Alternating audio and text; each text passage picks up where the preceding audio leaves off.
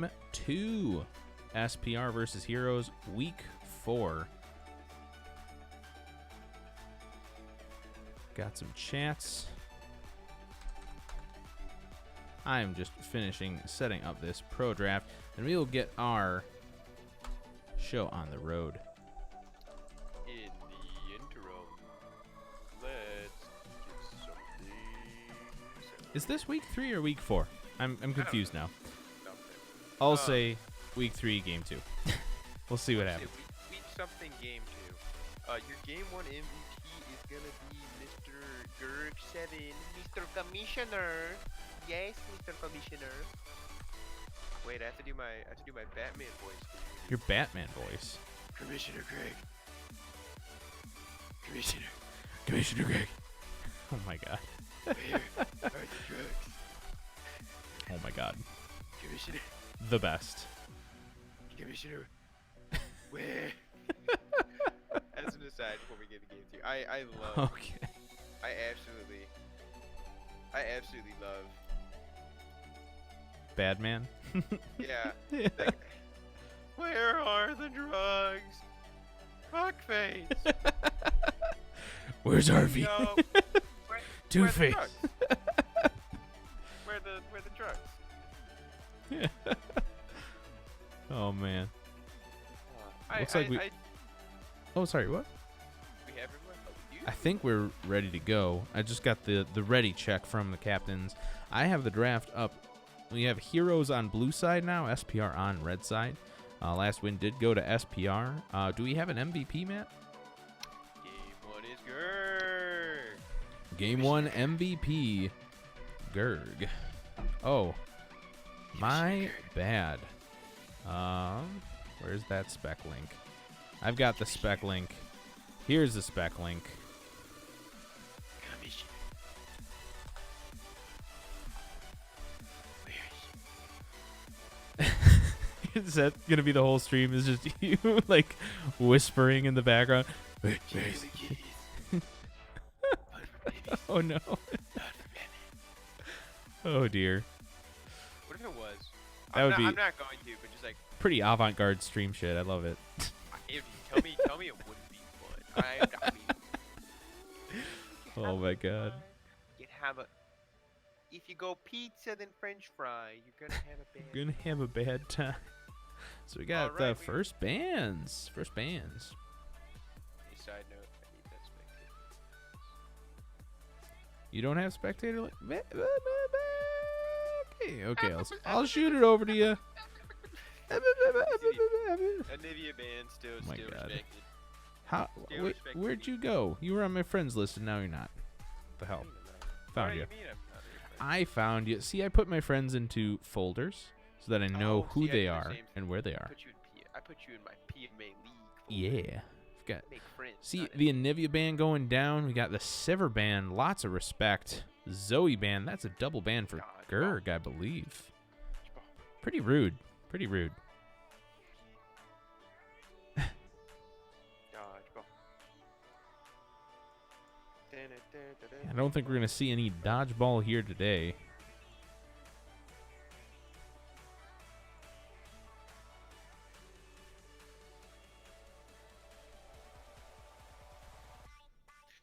No dodgeball. Oh, the Swain. Showing some respect to Iron 4 Knob. Yeah, lots of respect. I think the Swain play was excellent that game. We saw a lot of great pulls happen, a lot of great team fights. I think, on the side of Heroes, kind of underrated, right? I would agree. But now, what is SPR gonna ban out? Because they can either ban out your top laner, you can either target the pool of Hillary Clinton, Mm-hmm. or you ban out the Rumble and you send him further into his draft pool. Do you first pick the Rumble here? Because SPR may have something. Oh, you first pick Ooh, the a Sejuani. Strong. Lots pick. of respect coming down for the Sejuani pick. She is a powerhouse if she gets ahead. Welcome to Powerhouse. I think that's a very good start. I did like the Warwick. I think the Warwick was very good. I'm very surprised that nothing more came of that. No respect given to it. Maybe it's just because they weren't anticipating it or they didn't know. But we do see the Varus pickup, and I know that you have played a decent bit of Varus yourself. I did pick him up a week or two ago. What a fun champion when you can do percent HP with your W active. I mean, yeah, it's pretty nutty. Especially if you get that Ginsu's Rage Blade going and get the extra stacks. Blade of the Rune King, it's just, he shreds like crazy. He is. An Amumu pick coming down from SPR. So instead of the Hecarim, they're going for an Amumu. So probably more of an AoE comp for their team fights. So Varus can kind of pick off whoever he needs to get away. And Amumu's going to be locking down the Twitch pick from Heroes. We're going to see some Hoagie Twitch action. Stinky rat. Stinky Oh, rat. shit. A rat. I'm gonna beat your ass, rat. Oh, shit. Is this just gonna be like a thing of memes? At this point, it's part of the lexicon, right? We communicate in memes. I need to get my shark puppet. And a Leona pick from Heroes. Interesting play. Not too synergistic with the Twitch, but Leona is definitely a good powerhouse tank in the bot lane. And if anything, Leo will be able to disengage for Twitch or set up some pretty hefty engages.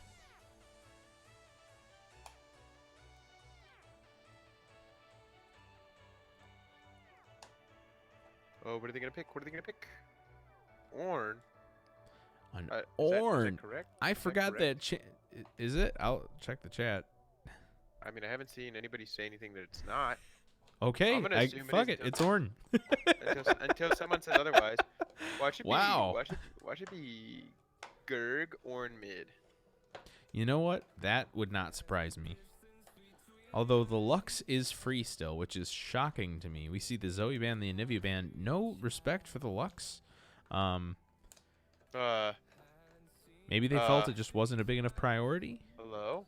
We see a missed ban. I'm going to message the captain and ask what was it.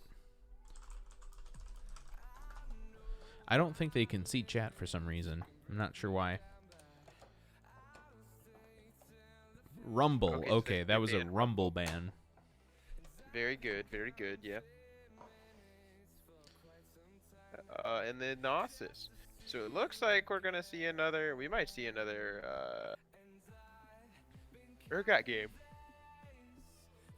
Urgot, fun and interactive champion. Yeah.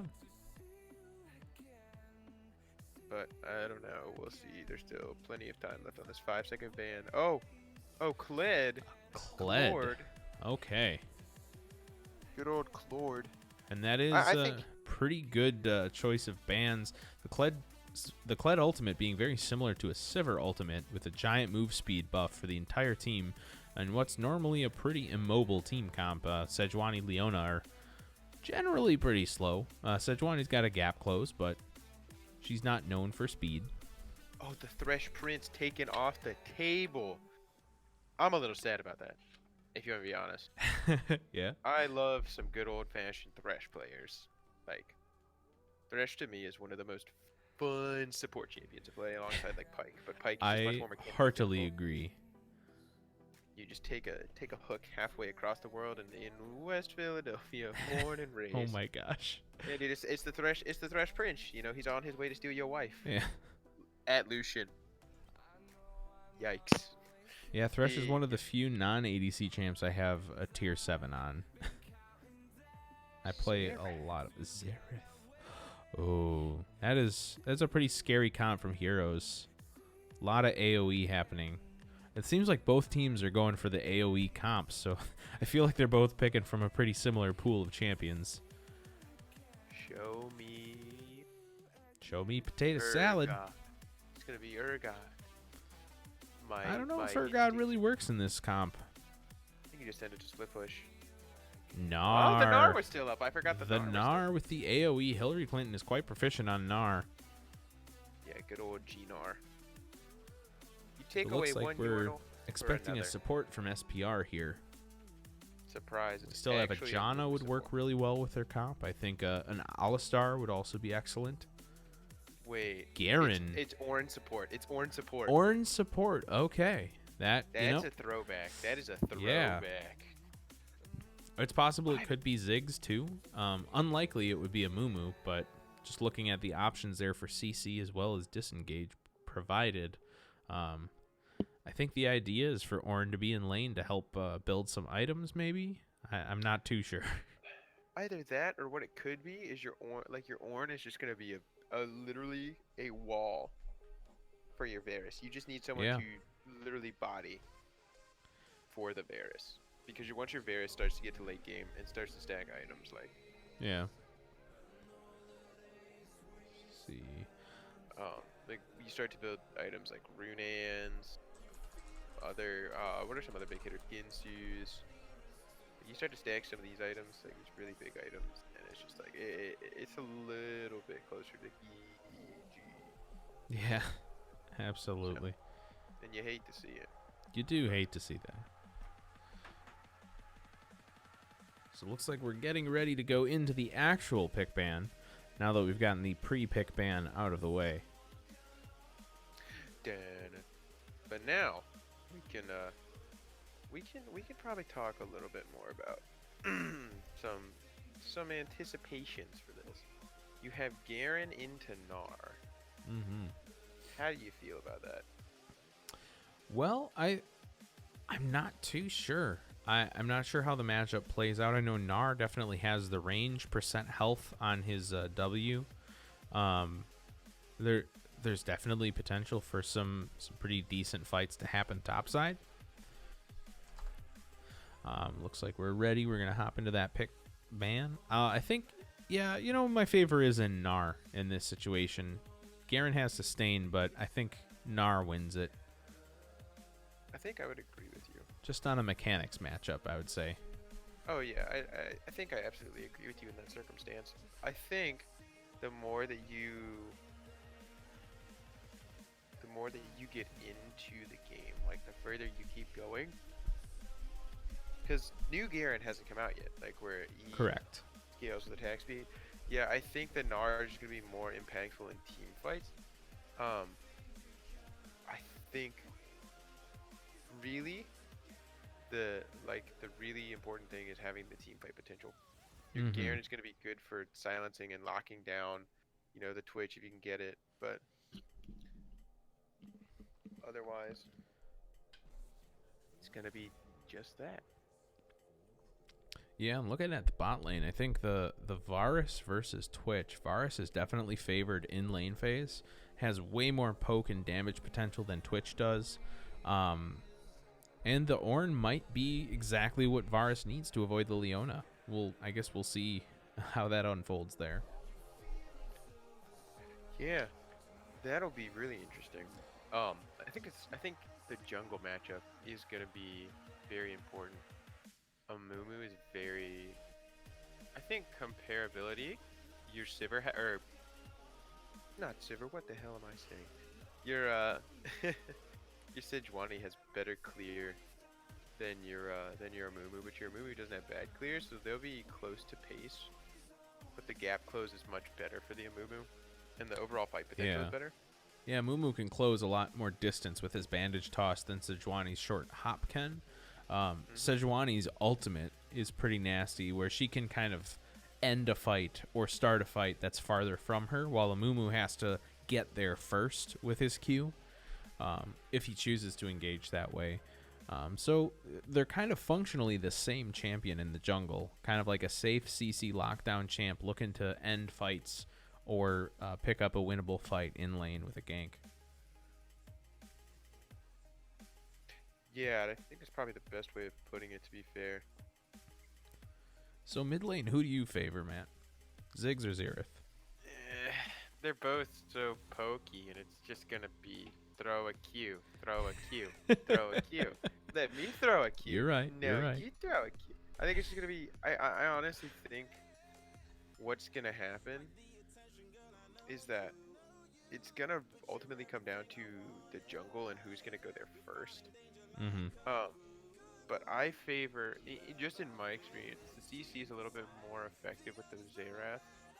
So I think in terms of skirmishing and fighting Xerath, but in terms of push potential, I'm gonna give it to the Ziggs because his W can just like, when he gets to that point in shoving lane and trying to take down tower, you're just done. Like there's nothing you can do except just accept your fate. Absolutely. You know, So- I think I would favor the Xerath just in terms of poke. I understand where you're coming from with the Ziggs autos. I guess we'll have to agree to disagree just in terms of choice for favorites. Hey, the there's Xeraths nothing that wrong. I've gone up against, if you hit your CC, or not even your CC, if you hit your pokes right, the lane is essentially yours. It's very comparable to like a Caitlyn bot lane, where if you just keep up that poke, there's very few champions that can handle that or deal with that without just backing off, regrouping, and hoping for a good jungle gank. That's true. That's a very good point. Now that you put it like that, I do think. I think bot lane is going to go in favor. Oddly enough, I think bot lane is going to go in favor of Hoagie's heroes. The orange support pick to me is very outdated unless something happened in the 917 meta that I don't know about. But I don't really think that anything changed. Yeah, it's really- possible that SPR is just going for that wild card factor, hoping that bot laners like Twitch and Leona, so that would be, Hoagie and why am I forgetting the name? Oh my Wall of goodness. sound? Wall of I'm sound. literally looking at it right here. Yeah, Wall of Sound. Hoagie and Wall of Sound. I'm excited to see how they know how to play against an Ornn, because it's not a very common matchup. Varus even is not very common in the bot lane. You'll usually see people in solo queue or even flex queue take an Ashe over a Varus, functionally similar champions, with a lot of poke, a lot of safety, but not a lot of mobility. And that target ult that can start and end a fight very quickly. So maybe it's the risk factor that SPR is trying to pull off here. Oh yeah. I think that I don't know, because the more that I look at this team comp now, I get what they're going for. You want to have a Mumu ulti to lock down as many as you can. You want to ideally you would engage in a 5-man with Varus ult and then a Mumu ult so that the Varus ult can spread. Mm-hmm. But I don't know. I guess you would try and chain CC with Ornn ult knockup and Ziggs ultimate, but like. I mean, Yeah, that's- it seems like they have 3 really good AoE ults and then 2 really good, basically point and click ults. Varus has a little bit of a skill shot on his, but it's very easy to hit, especially if you have an Amumu ult going down or even a bandage toss. So I'd say in favor of team fights, it looks like both teams are kind of bringing the same pieces to the party. I would actually favor Heroes comp in my personal opinion, just in terms of how well they're able to pull off the Twitch ganks. If Twitch is more mobile, Ziggs could be a potential kill target. They could invade and take down that Amumu with the slow clear, as well as in fights with the Gnar, Leona, and Sejuani ults. Twitch's ult is going to be able to take that and really shine, and Xerath is going to be able to poke people from miles away. So that's just my thoughts. I think that is actually a very valid point to make. I think ultimately in the end, I too will give it to Heroes comp, but I think what's gonna happen is it's gonna come down to a matter of execution. Yeah. So I think it's gonna come down to just very, very micro things, and not making mistakes like we saw in game 1, where there's a lot of macro. Yeah, I think if Twitch is not able to get ahead in the bot lane, if Varus and Ornn shut him out early, that could spell doom for Twitch, I think. I think it's a similar situation where we had almost reversed last game, where SPR was on more skill shot. I would say not to really say skill based champions, but more skill shot dependent CC that they really shined with. Where Heroes had more point and click based CC. But I don't know. I'm excited to see how they play out with these mechanics. Looks like we're almost hopping into game here. And to see also how the teams adjust too. Yeah, because particularly you played around your strength in the mid lane when on SPR. You played around your strength in the mid lane. And Hoagie's Heroes had to play around the fact that your jungler and Neil the Steel went ahead and was just like literally steamrolling and stomping kids. Like you got clapped early game. Yeah. I hate to put it as blunt as that, but they got clapped early game from the Warwick pressure. It's absolutely disgusting. Hmm. So now that we are loading in, we see something. Oh, I'm relatively disappointed in some of these skins. Oof. They're all good. They're all You good. skins, can't but, skin shame, Matt. You can't skin shame. No. I don't know. I think they're much better. I have a very particular taste for skins. Yeah. I'm not like a connoisseur. I'm not like I don't want to say like I'm stuck up or I'm snotty. Like my skin tastes are very particular. Okay, so what the heck happened here, fam? What do you mean? Pause Okay. instead. Okay, there we go. Pause. I was Pause able on to it. adjust. Let's see here. Let's pause at 20 seconds. Okie dokie. In the interim, I'm going to start a copyright claim to remove Baby Shark from everything. I hate the song, but oh well. Anyways, 20 seconds.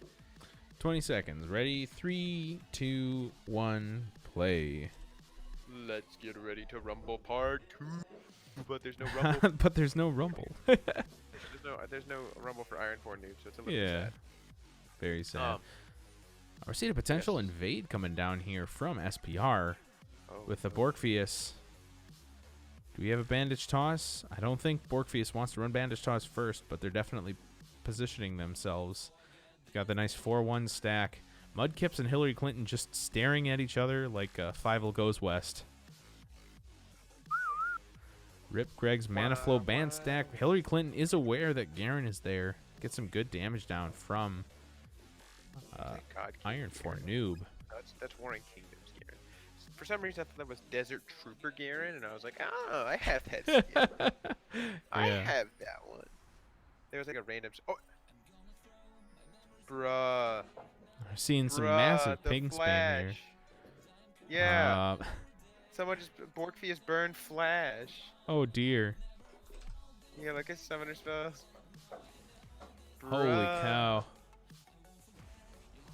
You I suppose hate Borkfius doesn't really need it in the first 3 minutes, so he's okay at least until he wants to try something big. But It's still it feels sad. yeah, dude. absolutely. Like, I'm sad for him. I'm not even playing and I feel sad. We'll see if Heroes is able to use that to their advantage with a possible invade. Some help bot lane with Wall of Sound assisting Sejuani with the with that Krug camp. Good old Xerath Cores. getting massive damage down on Gurk 7, pushing him out of Wait, lane. Got red buff. Oh no. This looks That oddly explains familiar. the leash. Yeah, the Twitch taking the red buff. Seems oddly familiar. Oh, I yeah. wonder, was it week 1 Katarina wine mixer? All I can say, folks, is read your damage timers. Yeah, no, how much, Read the how much- debuffs on Twitch's poison does 6 points of damage per second at full stacks. So if you're off by six damage when you smite, you'll lose it. I think actually I think at max stacks it's 36 true damage per second, but still. Regardless, it's a fair amount of damage. You need to be cognizant. Yeah. So Iron That's 4 just- Noob landing some sick damage on Gurg 7. Super Hoagie doing a little pokey on Ursus Arctos. that's what it's all about, right? Hillary Clinton getting the transform, leaping in onto Garen. Garen regenning like crazy, spinning to win, but taking some serious damage from minions. They'll both run away at half health. Iron 4 Noob getting ganked from Amumu. Borkfius coming in. Ziggs burning Flash, trying to get away, getting first blood. Borkfius has got lots of power down on this Xerath, getting the autos in for those curse stacks, getting poked down by autos from Iron 4 Noob. A teleport coming in mid. Borkfius landing his bandage. He missed the stun. Holy cow, we have a 1-4-1 mid for jungle. Leona and Twitch pushing in tons of pressure. Bot, we have a heal coming down from Varus and a flash from Ursus Arctos. Yeah, both summoners down in mid lane. Flash down on the Sejuani. There's a lot of sums that were just traded. We see the flash down on the Ornn, or heal down on Varus. Ignite down for the Leona, but we still see flash heal for both, or flashes on both bot side and heal for bot side. So, I guess as the jungler, what you want to do, I guess if you're Neil the Steel, you want to go ahead and just farm up and stay safe, you know? Yeah, for sure. You want to try and get this pressure. Your first Drake is an Infernal, and that's already instantaneously going to be huge for your team when you already have a Xerath with a kill on him. And you have the Twitch that will scale into the late game. Like, you really want that. Gnar looking for the transform onto Garen. Borkfi is coming top, looking for the gank. We have a bandage toss onto the Gnar. Gnar leaping away, getting smitten, smoted. I don't know. Borkfi is just being a pressure powerhouse for SPR. Which, this is much different from game one. Yeah, it seems both teams are trying to make a name for themselves in this game too. Yeah. Really putting Iron 4 Noob on this Xerath was a really good call. Absolutely. I think that you want to now try, your goal is not going to be, it's going to be have the Gnar, it's like group up as 5, have the Gnar front line, have the Sejuani front line, and just literally let it's like TFT. Literally just build your comp around the Twitch, and just let your front line give them the Guardian buff, and you don't have Guardian, dang. Darn. Brawler. You have Brawler. No, Sejuani's not even a Brawler.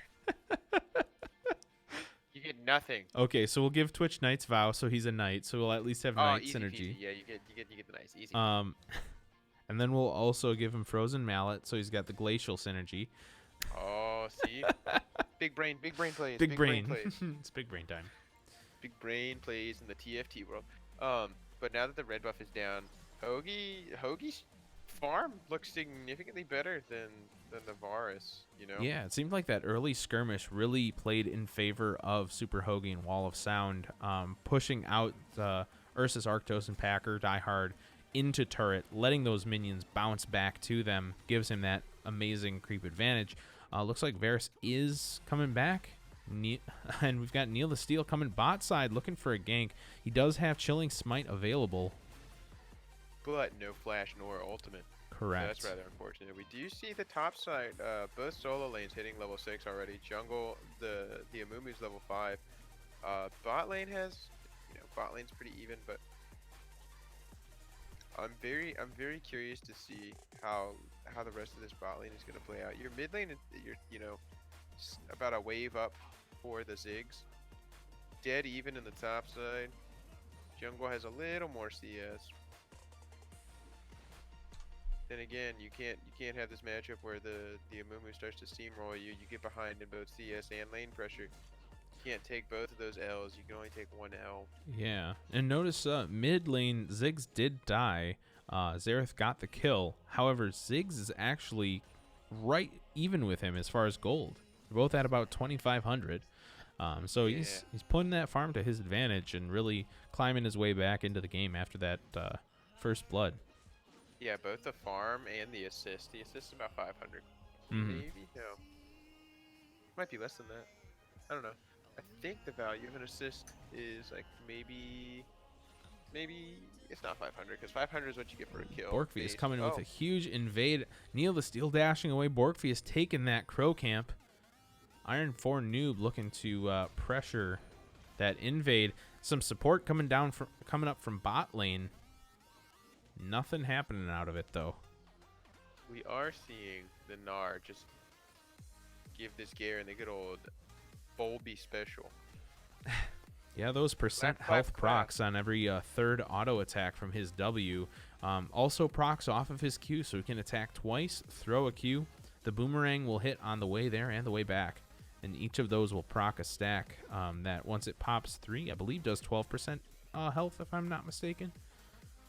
I don't know. I don't. I've literally never Borkfius played making Gnar a in my big life. play on Neil the Steel. Neil the Steel's invade getting shut out. Garen just standing by, being a friend. Versus Arctos landing some good damage on Wall of Sound. Neil the Steel still getting pressured. He burns his flash. Borkfius burns flash. A zoning ult from Gerg7. Borkfius picking up the kill on Neil. Looking to pressure that Iron 4 noob flash coming down from Xerath. And top laners moving into the river to continue their scuffle.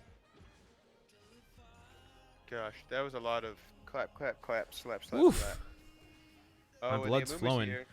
The bandage toss from the Borkfius. Wow. Smite coming down on Hillary Clinton, zoning that blast cone. Hillary leaps away. Will Borkfius be able to land another bandage? Shit, That's... betcha. Oh my goodness. He gets the kill and walks away scot-free.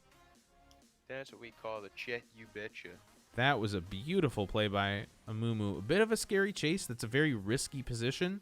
I'm not sure I would have gone for that myself, but that's how you define a good Amumu player, right? Yeah. Just remember, hit a hook, press the R button. Absolutely. I do jest, but I think Amumu is a very difficult. Like Amumu at a superficial level is a very simple champion to play. There's a lot of underlying complexities about mana management, particularly with your W and farming. Mm-hmm. So everyone is 6 across the board. We have ultis available. We will be looking for some big old fights. Big old fights. You Big know old what it be fights. like. And we did see Big the ol'. Ziggs and Amumu ult go down in that last fight. Looks like Garen ult is down, but I'm not sure who Garen got the... solo ult. Well, he Yeah. didn't get a kill off of it. He ulted the Gnar, the Gnar leaped out of the Oh, bush. okay. And that was Gotcha. the setup. That was the setup for the tower dive. Oh, this VAR is coming back with a vengeance for this farm. Oh, Yeah. oh, look at this fat. Look at this fat. Oh, this is what you love to see. Look at that farm. Oh, Ooh, free. double ulti coming down from Neil and Wall of Sound onto the Varus. Varus flashing away, an Ornn ult zoning, super hoagie Neil and Wall of Sound. There's But a Ursus TP. Arctos does not get out alive. TP coming down from Garen. Garen looking to start fights. Amumu is there. Garen flashing in, spinning his heart out.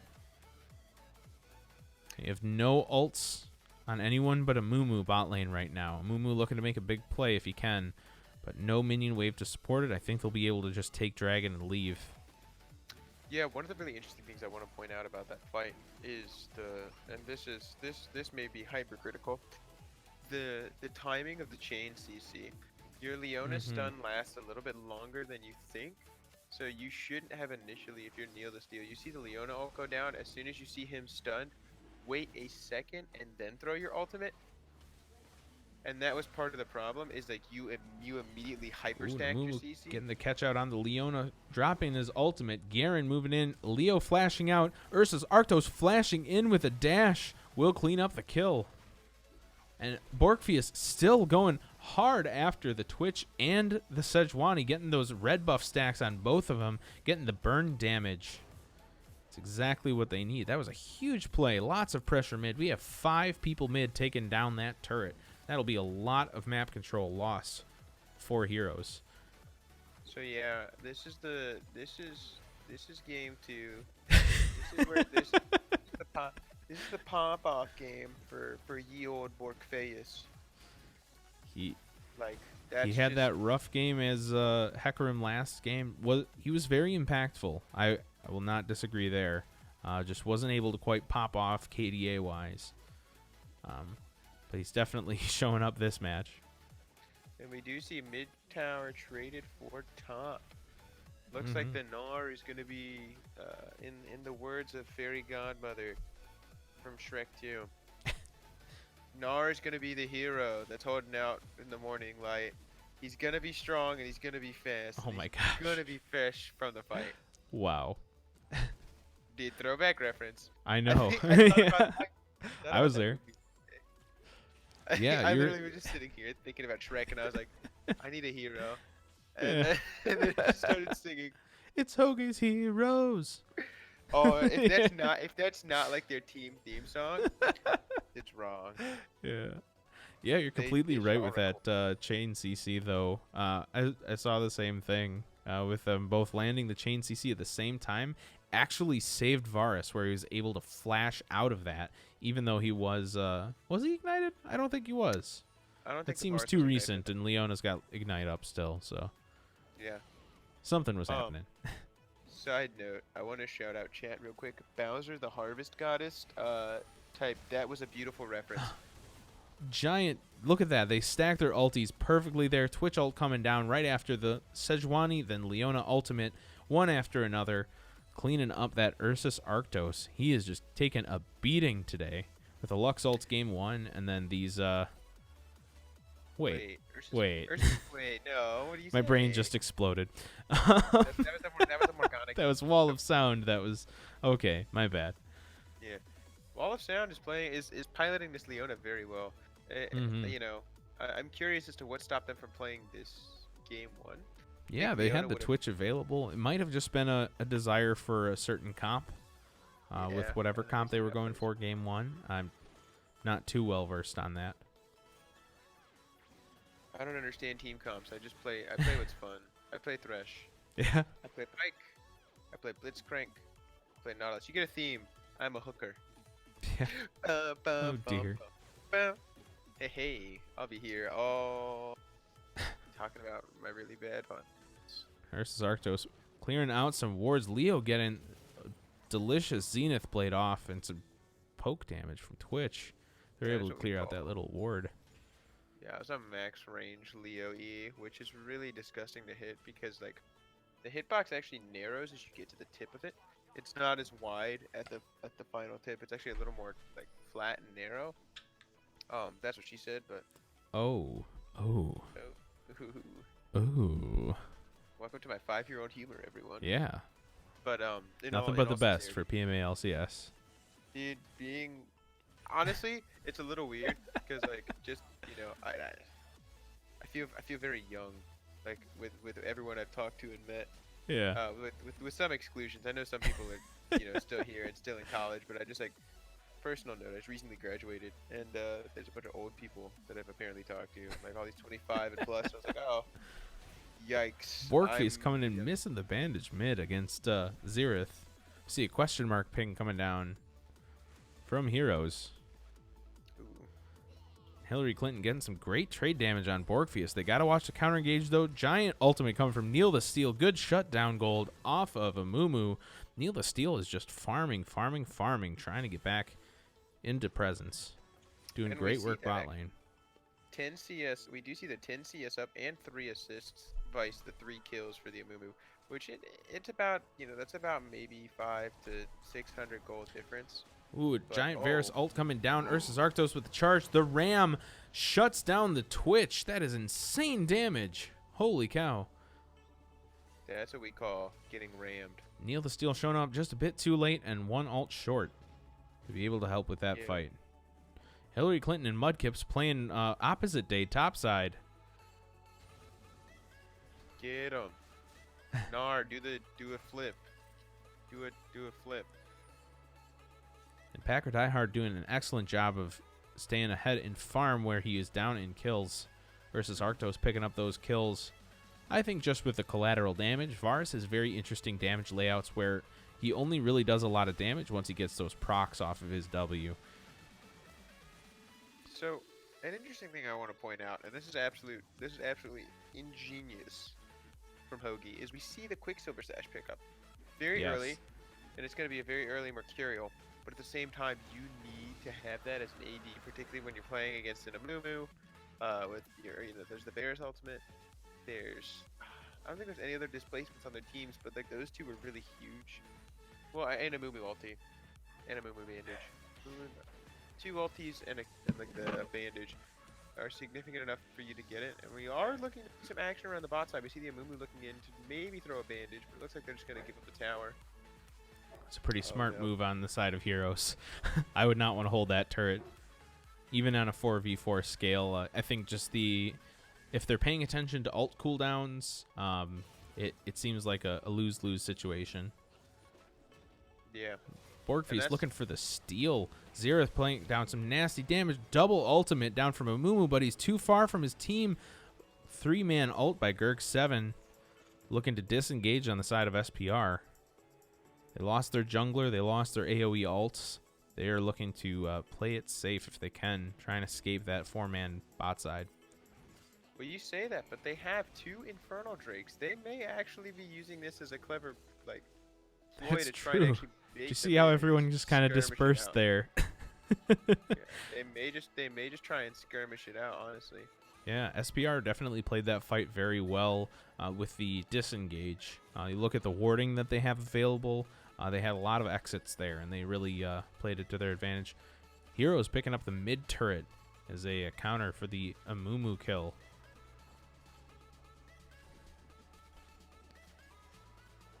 Wait, for the counter up, do you mean off the back of? Yeah, I meant off the back of. Giant ram ult from Ursus Arctos. Lots of damage coming in from Gurk7. Ult is almost off cooldown. Twitch blowing his spray and pray. Trying to create some counter collateral damage. Amumu looking for the follow-up kill. He wants revenge. He misses the bandage toss. Max range on Super Hoagie. They're getting poked out by the Xerath. Here comes the Xerath ultimate looking to pick off the Gurk7, but Xerath is caught out. Big Sejuani ult taking down the Varus. Sejuani getting traded in the process. It is a poke war. Yeah, this whole game has just been let literally the bottom 4 of the map fight it out, and just let Hillary Clinton and Mudkips be up top. Just, oh yeah, we're doing our thing. Yeah, but like you I've see got the teleport, Gnar I guess. hard shooting. Oh. Gnar. Yeah. Nope. But like this Gnar is putting a lot of pressure topside. You see that the Garen hasn't even been able to take a single tower on the like in Vice. And he's already shoved in so far to that like tier 2 tower where he could just like almost knock it down. Oh, we see. Oh, Couple greedy fruits coming down from Borgfeast. I think it's just a denial, you know. Yeah, for sure. It's my fruit. It's my fruit, Zacharias. Yes. My fruit. I was gonna say something and I completely forgot. You know, it'll come back to me. That's all good. Well, just taking a look at ward coverage. It looks like SPR is setting up for Baron. They have Scuttle. They're checking. They just scoured. They found the Tribush ward from Hillary Clinton. They have tons of ward coverage around this entrance to River, and just enough at Baron. So if HIROS does a sweep, they're not going to find a lot of the wards that are giving SPR vision. Little tussle coming down in the jungle. Ursus Arctos and Mudkips just kind of baiting out the fight from Neil and Wall. Yeah, and really what I'm interested in is actually not the Baron dance, but who's going to go for the Infernal Drag. Absolutely. If you are on the side of SPR, you just say, we can go without Baron. We're going to opt to take this third Infernal because if I'm not mistaken, that's an additional 12% adaptive damage, right? Yeah, that's a great point. Like, do you give up the 3-minute buffer? Do you want the permanent 12% adaptive damage? I mean, in my eyes, it's kind of brain dead. Just take the dragon. Like you can give up Baron, but you just fight for the dragon. It looks like Hoagie's team is actually setting up to fight for the dragon. Like the way they're positioned, they're trying to bottleneck where they can address. The vision is like secure around that area, with the exception of the blue buff. The vision around the blue buff entrance is very weak. We do see a ward dropped from Wall of Sound, but it looks like they're just gonna try and run it down mid and maybe trade mid tower for dragon, while the Gnar is topside. Uh-oh. Is that an Amumu? There's an Amumu topside, but he's not at Dragon or Baron. It's a perfect opportunity for HIROS to clean up that Dragon. Finally get on the board with some passive damage. I'm really curious what's going through SPR's mind right now. Like, what are they just sitting there doing? Why? You know, I think it might just be they feel like they need the top pressure. Holy cow, Varus ultimate, Ursus Arctos ultimate, Amumu ultimate going down, Sejuani ultimate. Holy cow, it's Ultimate City Ultimates are half off. That's a huge fight mid. Three members of Heroes going down. They're just going to shove that in. Hillary Clinton still topside. One thing I want to ask a question about is at the beginning of the fight, it very much looked like the Amumu bandage had actually hit. So I don't know if that was a hitbox thing or like it looks like. Yeah, I'm not sure. I'd have to check that in the replay after the game, but oh, you most definitely should. You'll see it and you'll be like, "What in the hell?" Yeah, Like, there's like, be like 17 different spells that happened in like a 10-second span. Yeah, everyone just face rolls their keyboard. Yeah. And that's how the fight goes. Honestly, that's kind of how these fights go. It's you get one form of CC down and then everyone just literally face roll your keyboard to just put out as much damage as you can and then just let the Varus auto attack. Mudkip's Like, finally Varus is getting actually that super third outer turret for SPR. Bet that feels good to finally knock that down. And with that, they probably have enough pressure to look for a Baron fight. They have a ton of wards. Look at all of the wards that SPR has on the map currently. All of the pinks.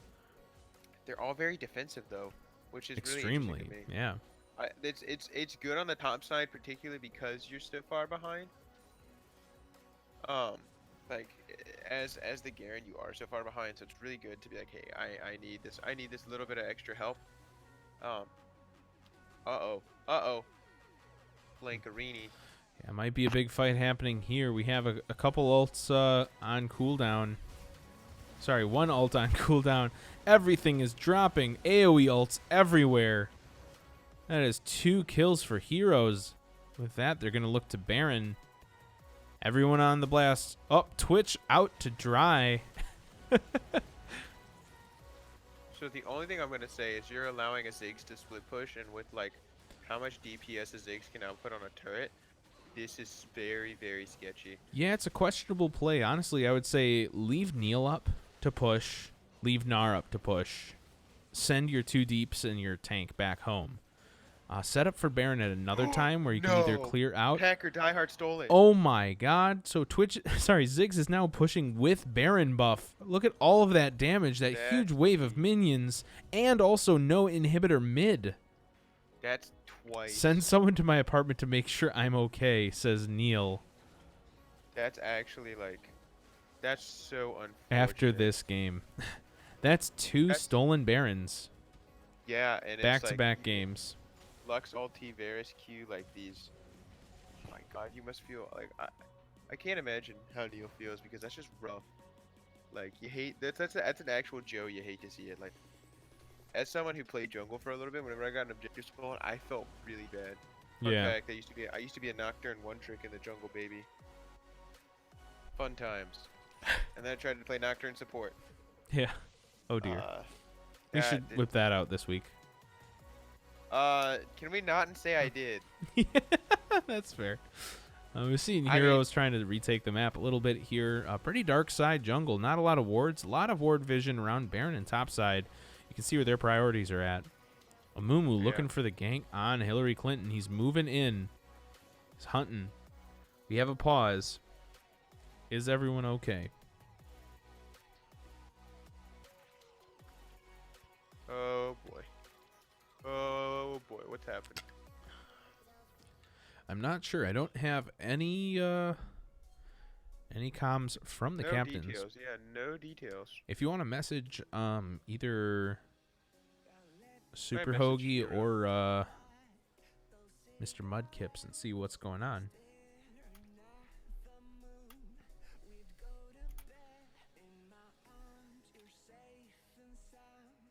Oh, Greg is having trouble. So, it's time to flame the commissioner. Yeah, he pushed in bot so hard that he sprained his wrist. I think is what happened. Commissioner Gordon. Where'd you go? Oh my gosh. Batman, I'm right here. I just took my glasses off. You could have fooled me. Jeez. I absolutely adore Batman. We're not gonna get back on this train. I don't want to do this. Just taking a look at the gold, it's interesting to see how the top laners are actually kind of hungry for gold. If you take a look at across the board, Gurg's got quite a bit of gold on his hands for all the objectives that he's been taking, as well as the minions. Quite a decent amount of farm with a 4-1-2 score as well. The jingly keys. Oh my god. Jingly keys. Y'all ready for this? Yeah, looks like we are all ready now. Alright, now I can stop doing my Batman voice. I don't feel as bad. Alright. Yeah, it seems like if Garen had teleported into some more fights, I think maybe that might have been more beneficial. Maybe done a lane swap bot. I don't have the answers. Just looking at the gold deficit, it seems like Garen's just having a hard time participating in the team. Possible big fight happening top Mudkips. Garen pushing in. Neil the Steel dashing in. Wall of Sound missing the Zenith Blade, but the Sejuani ult goes down. The Leona ult goes down. Twitch is in the fight, ulting with the spray and pray.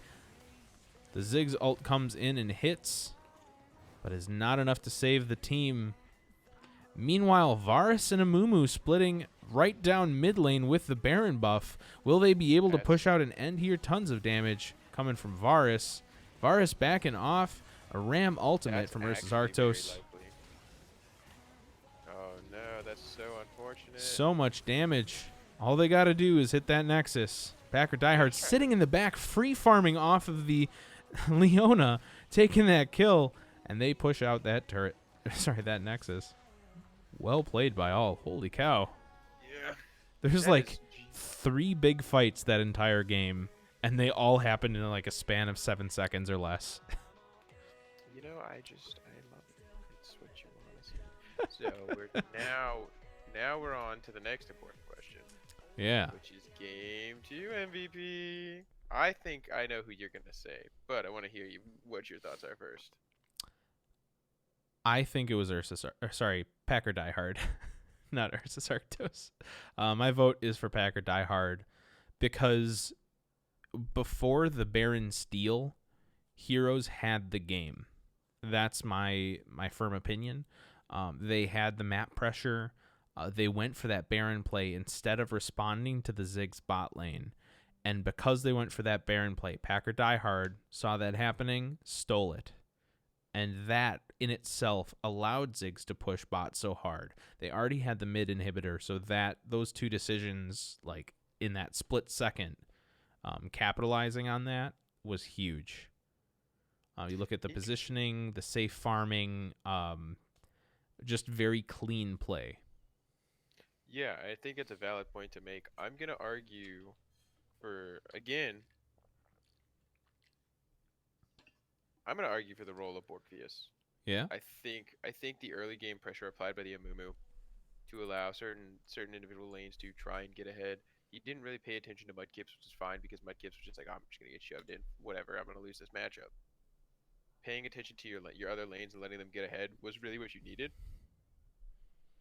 So in all reality, that was like a really smart play, like on his behalf, and just in general, making much better like overall in my mind, just making some really good macro decisions on what to actually go for in terms of objectives. So. Yeah, it's a very compelling point. Yeah, straw poll is in the chat, so if people want to go and vote, please feel so inclined. And now a third point, Gurg 7. Do you think he's up for a candidate for MVP with his split pushing, his play? I mean, 4-1-2 is a respectable score, the highest gold on the team. That's a good point. All I'm gonna say is when you can press W and take 25% HP from a tower, it's just boring. It's not fun. Not fun. Fair enough. So, did he play the game well? Yes. Did he pilot the champion well? Yes. Was it like complicated and flashy? No. He did his job. He was a split pusher and did what he needed to do. Well, let's leave it up to the peanut gallery, and we'll give them about 2-3 minutes here. We'll turn up the music and see what they have to say.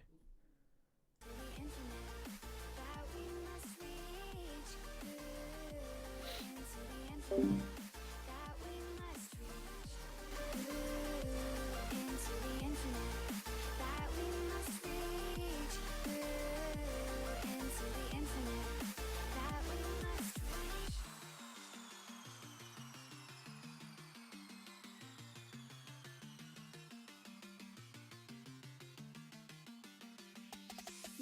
which way do we go is the question to ask. There are so many choices that it's hard not to look past.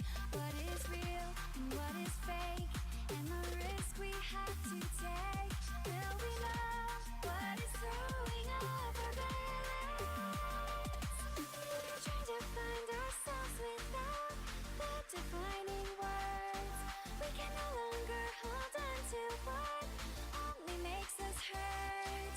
We cannot sink into the dark. The vertigo is getting sharp. There's something greater than ourselves that we must reach for.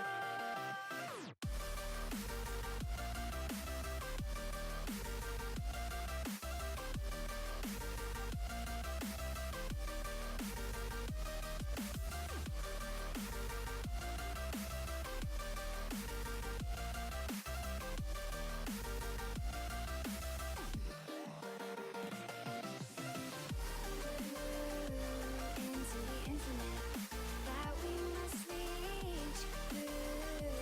Into the infinite that we must reach. Into the infinite that we must reach. Into the infinite that we must reach.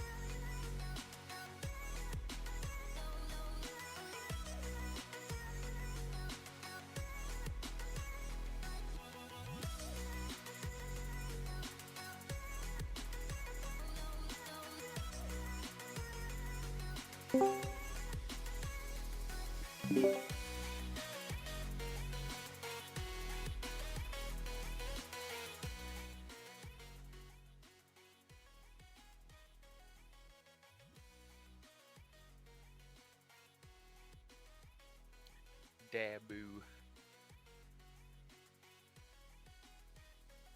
Oh, hey there, son. I'm dabbing on the hay.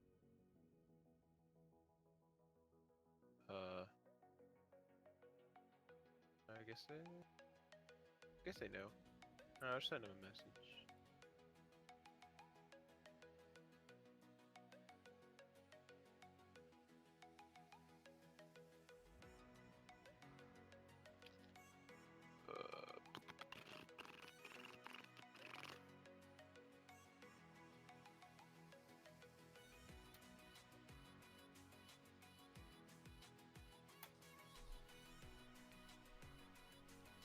Oh, sorry. I was muted on stream. I'm the worst. So, Gerg 7, Game 1. Borgfius, Game 2.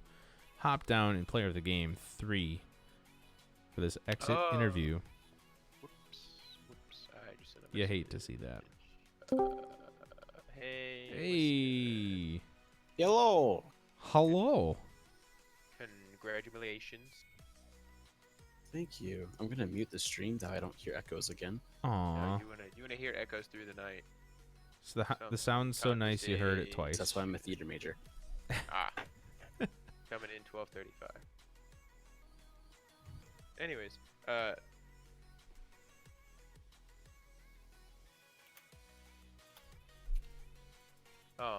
let's get. I mean, we can either wait for Greg or we can get started. Question 1 comes in from Mr. OPTSM fan. Who won? Brothers collectively, because we had some nice, fun games and we kept it civil. There you go. Answer. Good games. All right. Joyous occasion. Yeah. honestly, even into game 2, we were still on the fence about who was gonna pull off the win. That was a pretty excellent game by all. Welcome, Hoagie. Congratulations to you guys. Congratulations to all. It was a really well played series. Yeah. Good games. Good games. Yeah. So, just I just want to have a quick question. So going into game 1, what were, I guess from both teams' perspectives, what were the expectations of what were the expectations like going into pick ban and draft? Like what were you guys thinking, and what were the talks going into it? So as an ADC player, I don't want to get blown up, so no Zoes, please. I don't want to get one shot by a sleepy trouble bubble. Thanks. So there's that. But a lot of our drafting, I let Euromus be in charge of that and kind of just figure out what we need to do. So if I remember first, so I've been practicing a little bit more ADC. Just I think yeah, I've just been trying to work on that. But in terms of picks, I was trying to, well, let's see. So going back to game 1, let me just track back. Oh, you know what? I'm just gonna let Mudkips, or no, Mudkip's not here, but the other team speak for themselves first while I figure out what we were thinking. Okay. So we were talking and we looking through. We saw the things we ended up banning were things that we talked about. Like, this is specific stuff we don't want to face. Like, we wanted to get Sejuani away from Neil. We didn't want the Rumble mid because we hadn't talked to Greg on how he felt against a Rumble mid yet. So it's just a lot of things that the people in those specific lanes or those specific matchups are just like, I don't feel comfortable into that, or I didn't specifically want to face that. Okay, so sorry. No. Can I go? Yeah. Yeah. Okay, so what we were thinking, so what we didn't want Anivia just because of the objective control that Anivia provides. So we didn't really want that champion in the game, no matter what.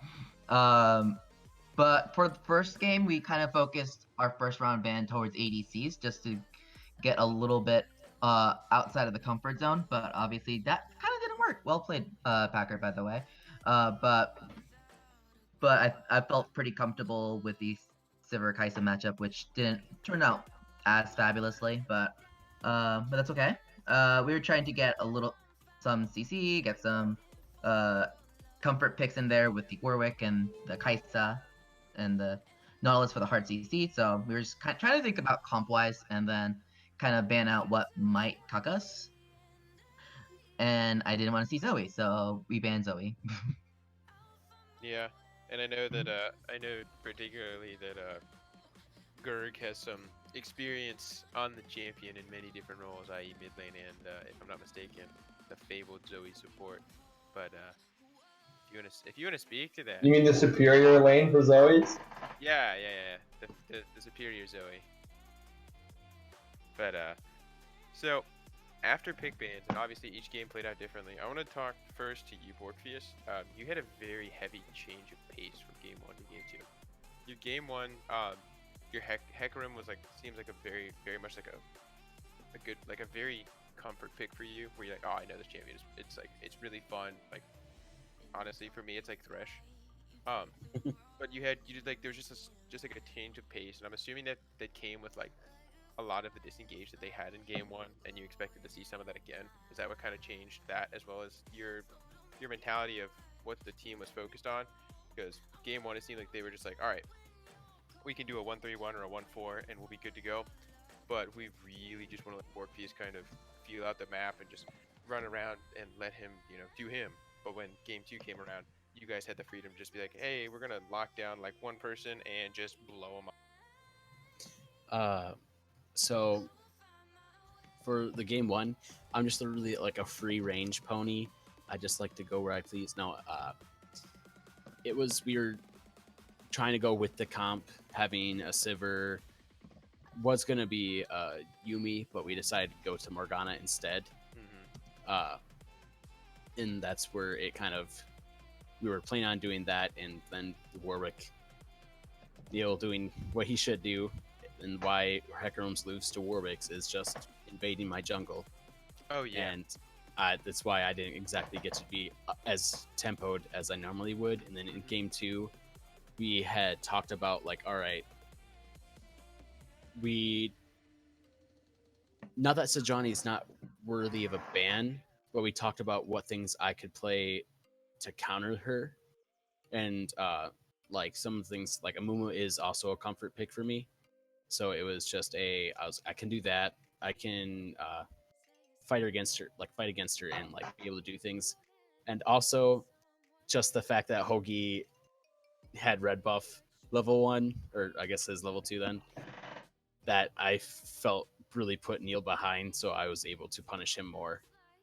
So made the tempo happen a lot faster, and then I kind of just got the early lead to keep it going. Yeah, that's something Rip. we noted. That's something we noted in game 1 was like the Warwick was just kind of all over the map everywhere he needed to be. But he wasn't.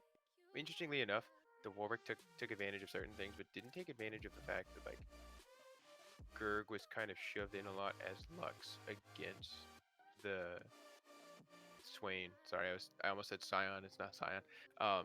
But like to me, and I think Spooked would also agree. And so Spooked, feel free to chime in. I think we both agreed that during the cast that it would have been more beneficial to one, obviously you could have kept farming, but at least apply a little pressure because Gurg was shoving hard and just poking him down so much that like that needed to be shut down. So I mean, was there anything in your guys' comp that you were just like, hey, just watch out for Warwick? Like, that was always in the back of your mind because of a single target ult lockdown? But like, were there any particular times in like game 1 where you were pretty worried about that, or was it just like, just be worried about it all the time? Particular moments, just anytime we tried engaging in a fight, really. Gotcha. It was just watching. We have to make sure we know where Warwick is, because we don't want us to be winning a fight and then all of a sudden the one providing damage or our front line just gets the ulted, and then we just lose that entire person. True. So I'm gonna flip perspectives a little bit, Hoagie. So Mm-hmm. bot lane. So bot lane game 2. One Aha. the red buff, which that happens. I spooked about it. Mhm. Yeah, I know. But like you guys had a very strong and very dominant early game in game 2, and both Spooked and I thought that like you guys were playing incredibly well. Talk a little bit through like what was going through your head, especially coming back after game 1, especially with some very well played Morgana in game 1 from the side of SPR. Like, what was going through your guys' head? Well, I kind of assessed like what was the issue here. It was a lot of just like mispositioning in my opinion. Just like myself included, we're just not at the right place at the right time. What I really like about Twitch is that I can control the tempo myself of where I want to be position wise. So I kind of just like play mind games with my ambush and just walk around. And I took Q level 1, the ambush. And because of that red buff, I just decided that I'm just gonna make small little trades to make small little advantages. Don't necessarily need to kill them, but just make small little advantages to make them more uncomfortable. Red buff gives me regen as well as slow on my auto attack, so kind of just try to take advantage of that. The best of the situation. Yeah, and make an advantage of it. Yeah, and something I do wanna praise, and not just to you and to Wallace Sound, but I also would like to give praise where it is due to Neil. So, especially being down, like being a jungler and not having an early red buff is incredibly difficult. But he was able to still come down. I think level like he had hit 6 and almost immediately came down because he had saw that like the Varus was just shoved up. So dude, like there's really good jungle pressure and jungle knowledge. So like you guys played very well to your strengths, and also to Hillary Clinton going ahead and just free shoving top. So yeah. so talk think me I've- through. No, Sorry? sorry. No, you go ahead.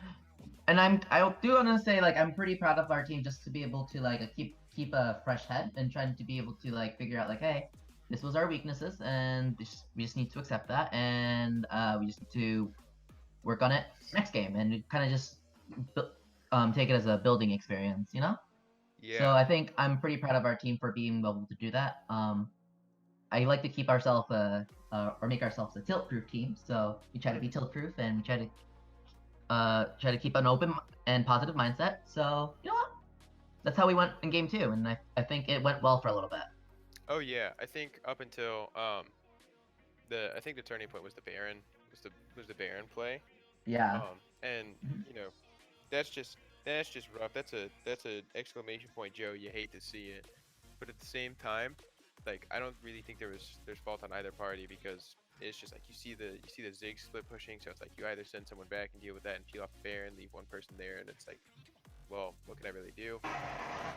But at the end of the day, I think either game, like there was a point at either game where momentum was just like a pendulum, and it could have like shifted either way. I agree. So to both of you, G, put it up to Twitch chat now, or Spooked, or if anybody has any other questions, like I've done enough talking. Twitch chat, anybody? Oh, General, hey, Gerg. General Dill has a question for you. Okay. Who the fuck voted Gerg7 MVP? I voted for him. I wasn't playing Trundle, so it wasn't a real MVP. Oh, yeah. Ooh. Oof, right there, dude. Yeah. But It's all those shakes, right? Making those smoothies. Exactly. So those competitive advantages. They add up. Oh my god. I have Nick and Labby at my apartment right now. What you guys don't know is 3 of us were playing all at the exact same time. I Oh closed my my eyes God. and did keyboard. Nick told us what to do, and Labby did mouse. So if you guys want the secret, there it is. Oh my god. Oh, jeez. It's like Dude, being John that's- Malkovich, but being Girk 7. Exactly. Oh my god. Twitch chat doesn't have anything. Spoop, do you have anything? No, I think I'm good. I think you guys covered quite the gamut of stuff, so not really much I could add there. Alright, well gentlemen, again, GG's, well played, congratulations to MVPs, and well played to both teams. Absolutely. Thank you guys so much for tuning in to our stream of I believe it's week 4, games 1 and 2 yeah. of SPR versus HIROS. Well played by both. Very close gold on both teams, both games. So excellently matched. You guys take care, and we'll catch you next time.